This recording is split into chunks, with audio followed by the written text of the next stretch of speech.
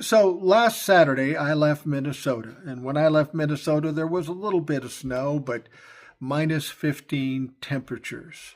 Cold as a motherfucker in Minnesota. So I get on a plane, I fly to Savannah, Georgia. The deep south, if you will. And then I hear about this snowstorm coming through, and people are all freaking out. I'm saying, I'm not worried about this shit.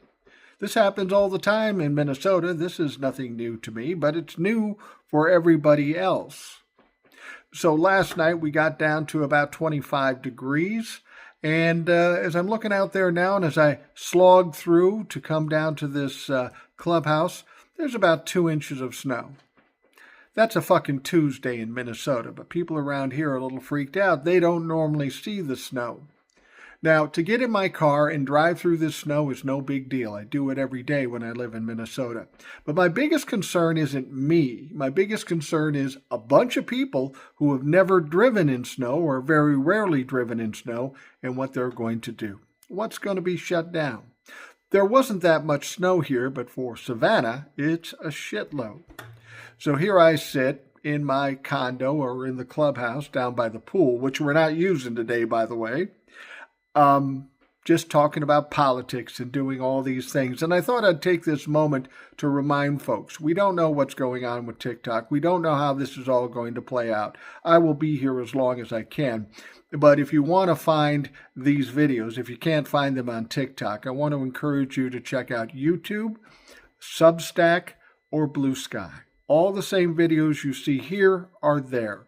Just go look for Rational Boomer. Now with Blue Sky, it's a little different.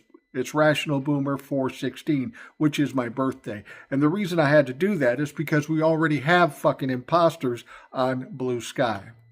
And I want to remind you to listen to the Rational Boomer podcast.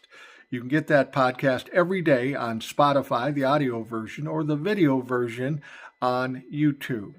Now, I've been doing a lot of lives lately and bringing in guests, and I find that very entertaining for me, and hopefully it's entertaining for you.